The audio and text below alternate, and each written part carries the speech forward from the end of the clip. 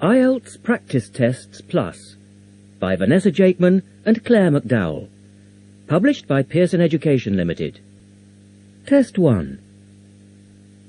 You will hear a number of different recordings and you will have to answer questions on what you hear. There will be time for you to read the instructions and questions and you will have a chance to check your work. All the recordings will be played once only. The test is in 4 sections. Write all your answers in the listening question booklet. At the end of the real test, you will be given 10 minutes to transfer your answers to an answer sheet. Now turn to Test 1, Section 1, on page 30. Test 1, Section 1. A woman wants to find out about a paragliding course. Listen to the conversation between the woman and the man and answer the questions. First, you have some time to look at questions 1 to 7.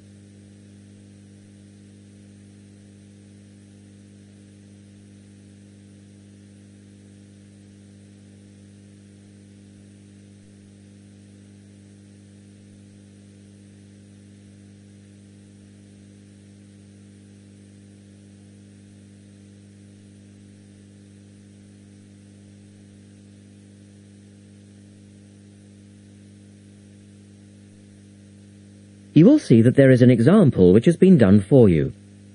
On this occasion only, the conversation relating to this will be played twice.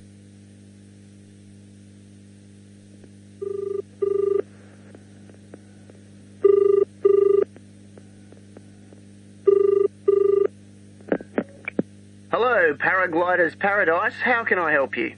Oh, hi. I'm interested in doing a course in paragliding. Which course are you interested in? Well, I'm not sure. What's available?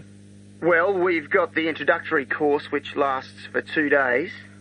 Okay. Or there's the 4-day beginner's course, which is what most people do first. I'd tend to recommend that one. And there's also the elementary pilot course, which takes 5 to 6 days, depending on conditions. We might try the beginner's course. The woman says they would like to try the beginner's course. So the answer is B, the 4-day beginner's course. Now we shall begin. You should answer the questions as you listen because you will not hear the recording a second time. Listen carefully and answer questions 1 to 7.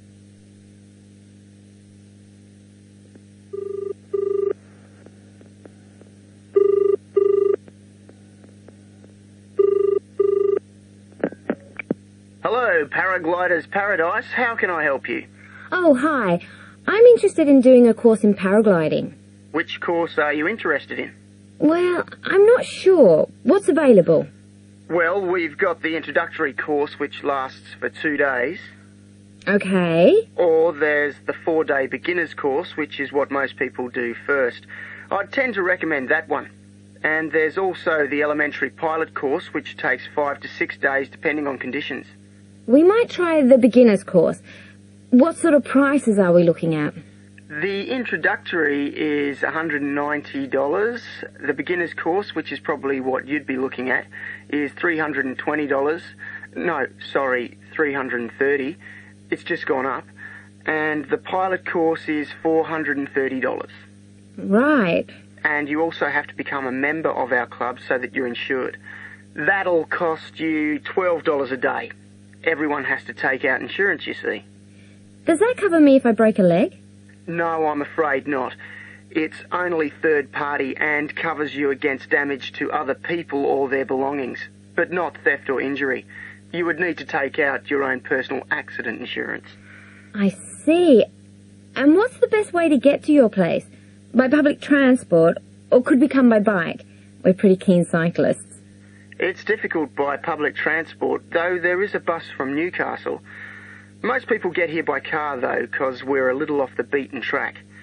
But you could ride here, okay? I'll send you a map. Just let me take down a few details. What's your name? Maria Gentle. And your address, Maria? Well, I'm a student staying with a family in Newcastle. So it's care of... Care of Mr. and Mrs. McDonald. Like the hamburgers. Yes, exactly. McDonald. The post office box address is probably best. It's P.O. Box 676, Newcastle. Is there a fax number there? Because I could fax you the information. Yes, actually there is. It's 0249, that's for Newcastle, and then 775431. Okay, now if you decide to do one of our courses, you'll need to book in advance and to pay when you book. How would you be paying? By credit card, if that's okay. Do you take Visa? Yes, fine. We take all major cards, including Visa. Okay then. Thanks very much. The girl is telling her friend about the course. Look at questions 8 to 10.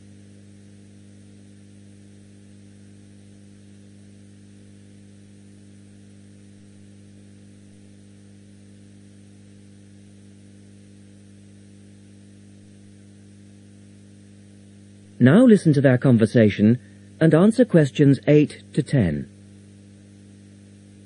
Hi, Pauline. Hi, Maria. What's that you're reading? Just some information from a paragliding school. It looks really good fun. Do you fancy a go at paragliding? Sure. Do you have to buy lots of equipment and stuff? Not really. The school provides the equipment, but we'd have to take a few things along.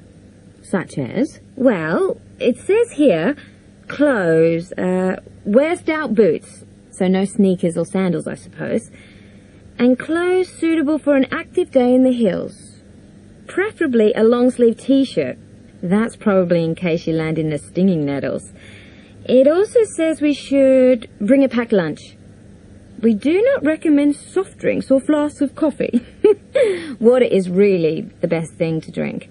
We need to bring suntan lotion and something to protect your head from the sun. Okay, that sounds reasonable. And where would we stay? Well, look, they seem to operate a campsite too, because it says here that it's only $10 a day to pitch a tent. That'd be fine, wouldn't it? And that way we'd save quite a bit, because even a cheap hotel would cost money. Or perhaps we could stay in a bed and breakfast nearby. It gives a couple of names here we could ring. I think I might prefer that.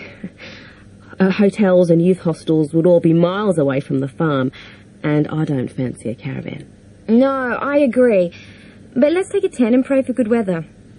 Okay, let's do it. What about next weekend? No, I can't. I'm going on a geography field trip. And then it's the weekend before the exams, and I really do need to study. Okay then, let's make it the one after the exams. Fine. We'll need a break by then. Can you ring and let me know if you can find out some... That is the end of section 1. You now have half a minute to check your answers.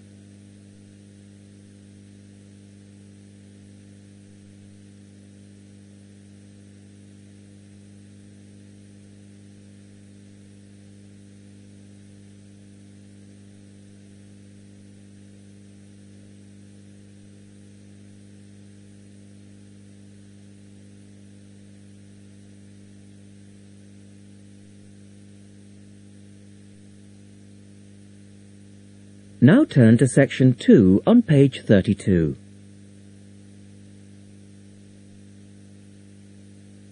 Test 1, section 2. You will hear a reporter talking on the radio about old racing cars. First, look at questions 11 to 16.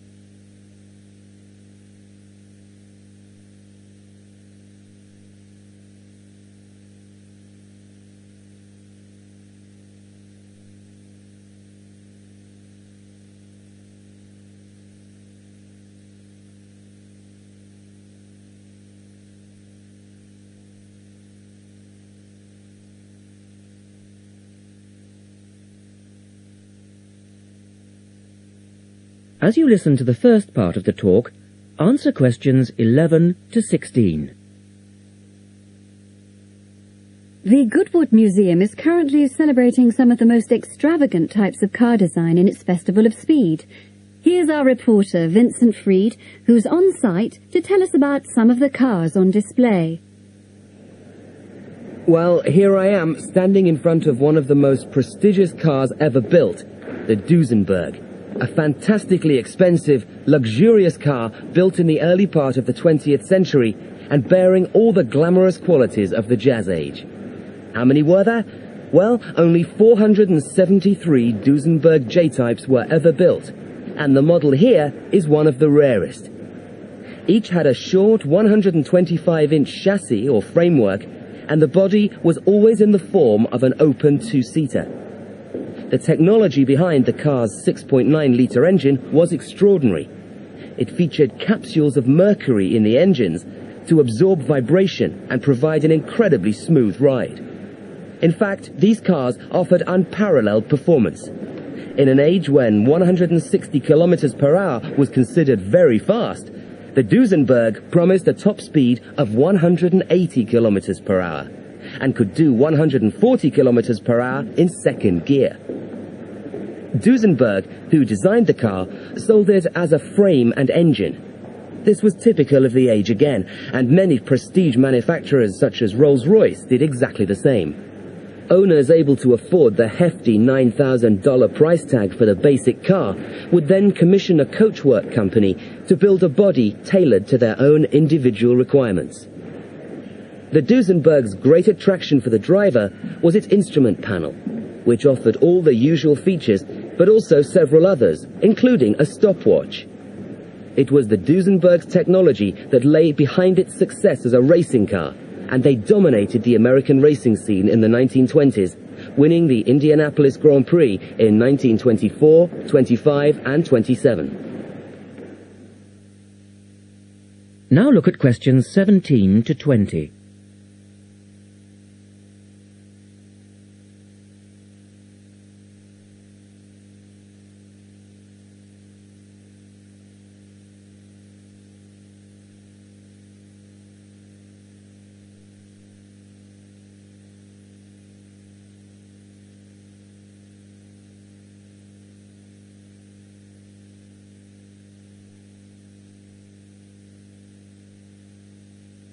As the talk continues, answer questions 17 to 20.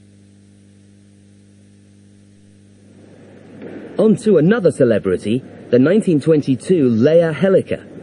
Only 30 of these French propeller cars were built, and the model here at Goodwood, which was the fourth to be made, is thought to be the only surviving example still capable of running. The brains behind this car was Marcel Leia, who was an aviation pioneer first and foremost, and the influence of flying is quite apparent in the car. The Leia very strongly resembles a light aircraft with its front propeller, but in this case, it's minus any wings, of course. It's quite odd to think that this car was whirring through France just as the Duesenberg was blasting down roads at 160 kilometers per hour across the Atlantic. The Leias were used regularly in France in the 1920s, and were even produced in saloon and van form, as well as two-seater. The Leia matched its propeller drive with its equally bizarre steering, which used the rear rather than the front wheels. But despite looking rather frail, it was a tough machine. In fact, when troops tried to steal it during the Second World War, the car's baffling design was clearly beyond the would-be thieves, and it ended up being driven into a tree, breaking the propeller. And now for the Firebird. This extraordinary car was... That is the end of section 2. You now have half a minute to check your answers.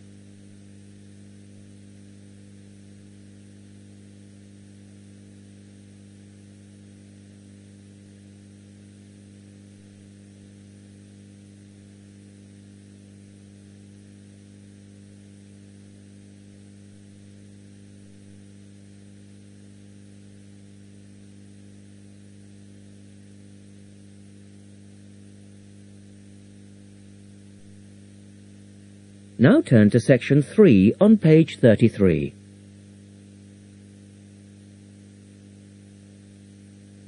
Test 1, section 3. In this section, you will hear a discussion between two students, Rosie and Mike, and a university tutor.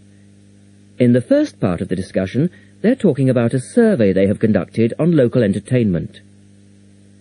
First, look at questions 21 to 26.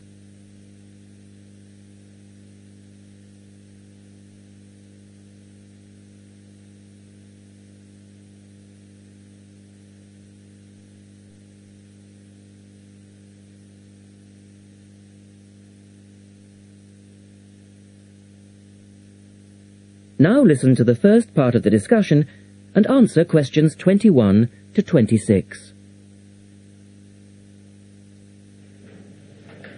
Good morning, everyone. Well, I think we can start straight away by getting Rosie and Mike to do their presentation. Would you like to start, Rosie? Yes. Well, we've done a survey on local entertainment. Basically, we tried to find out how students feel about the entertainment in the town and how much they use it. Yes, so we've called our project Out and About. Yes, that's a good title. Out and About.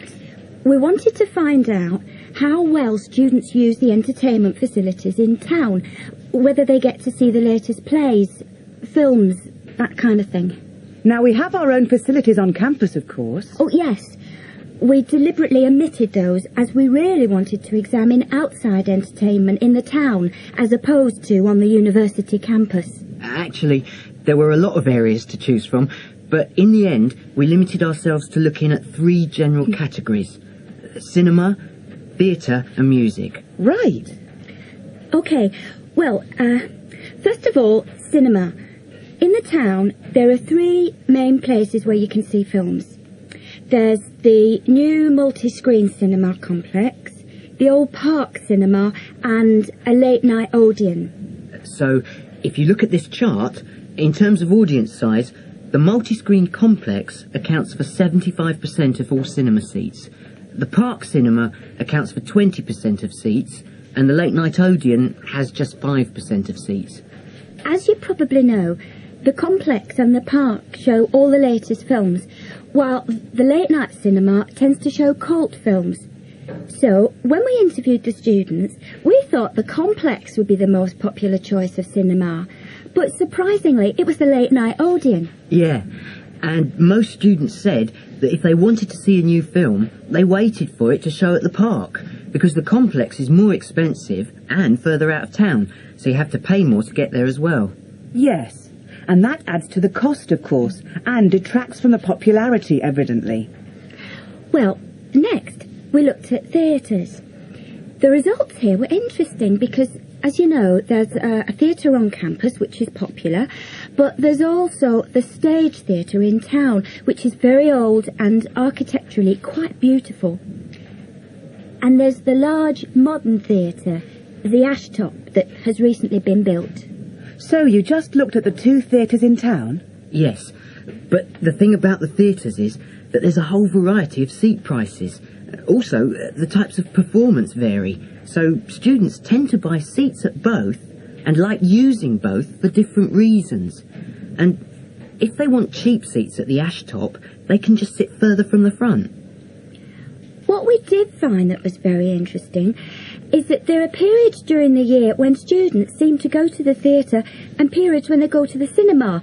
And we really think that's to do with budget. If you look at this graph, you can see that there's a peak around November, December when they go to the theatre more, and then a period in April, May when neither is particularly popular. And then theatre viewing seems to trail off virtually, while the cinema becomes quite popular in June, July. I think you're probably right about your conclusions. In the second part of the discussion, Rosie and Mike talk about different music clubs. Look at questions 27 to 30 first.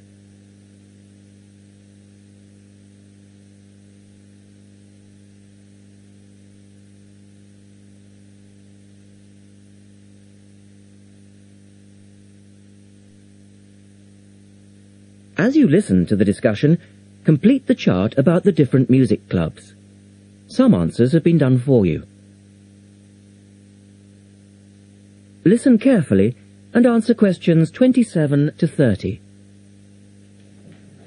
Lastly, we looked at music, and this time we were really investigating the sort of small music clubs that offer things like folk, or specialise in local bands.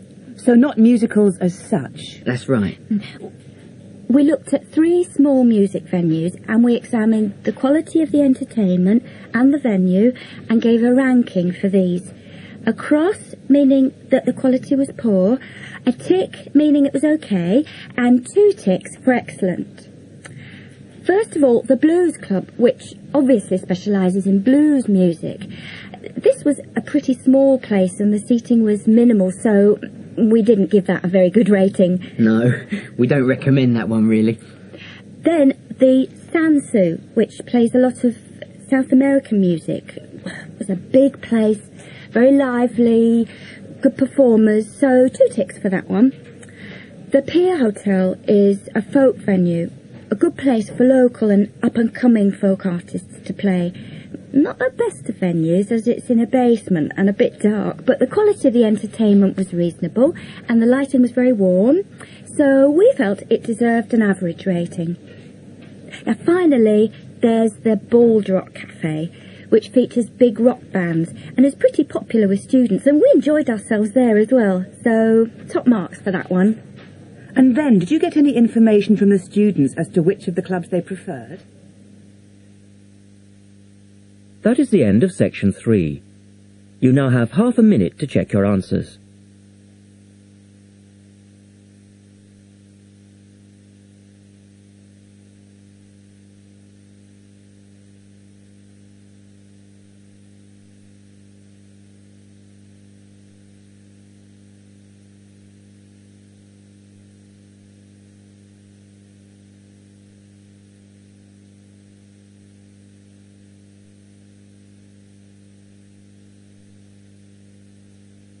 Now turn to section 4 on page 35.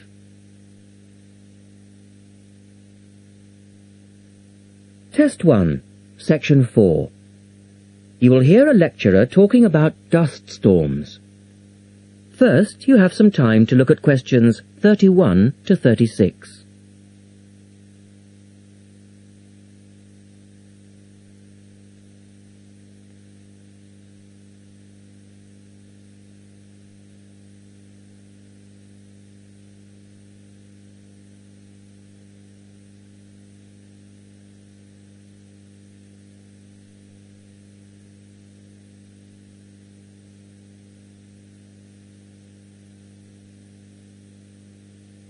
Now listen carefully and answer questions 31 to 36. In the last lecture, we looked at the adverse effects of desert dust on global climate. Today, we're going to examine more closely what causes dust storms and what other effects they can have. As you know, dust storms have always been a feature of desert climates, but what we want to focus on today is the extent to which human activity is causing them. And it's this trend that I want to look at, because it has wide-ranging implications. So, what are these human activities? Well, there are 2 main types that affect the wind erosion process, and thus the frequency of dust storms. There are activities that break up naturally wind-resistant surfaces, such as off-road vehicle use and construction. And there are those that remove protective vegetation cover from soils, for example, mainly farming and drainage. In many cases, the 2 effects occur simultaneously, which adds to the problem.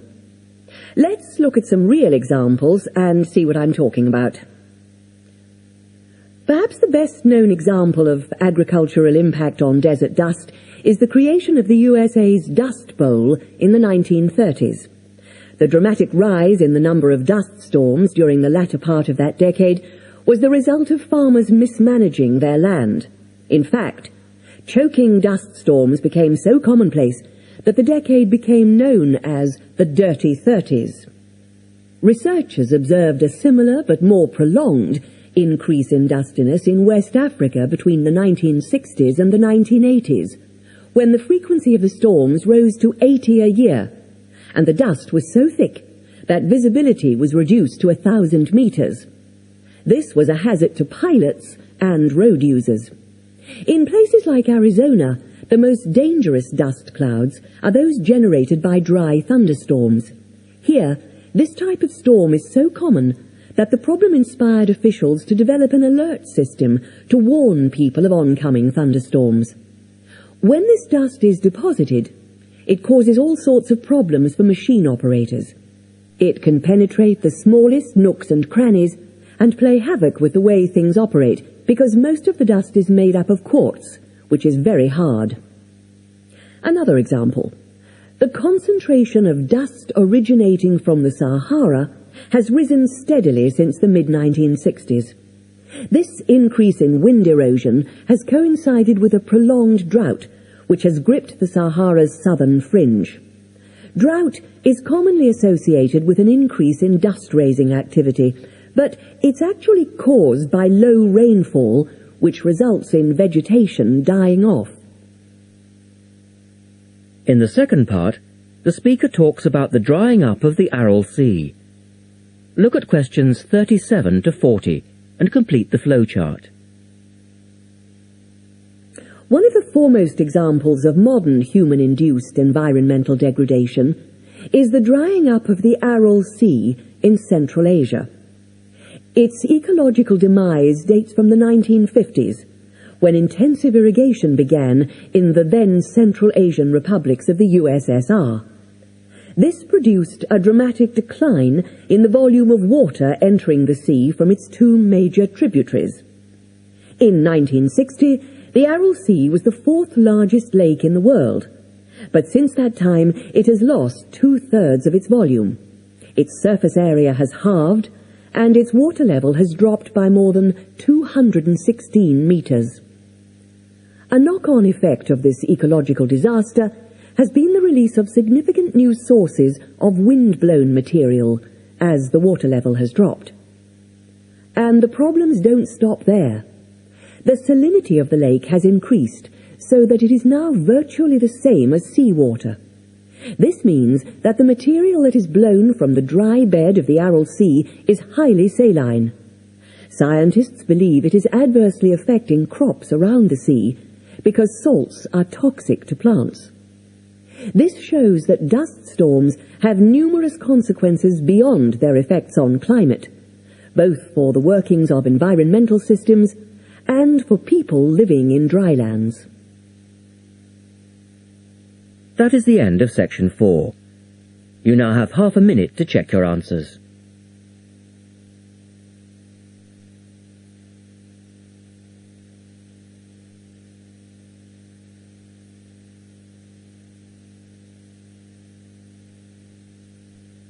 That is the end of the listening test.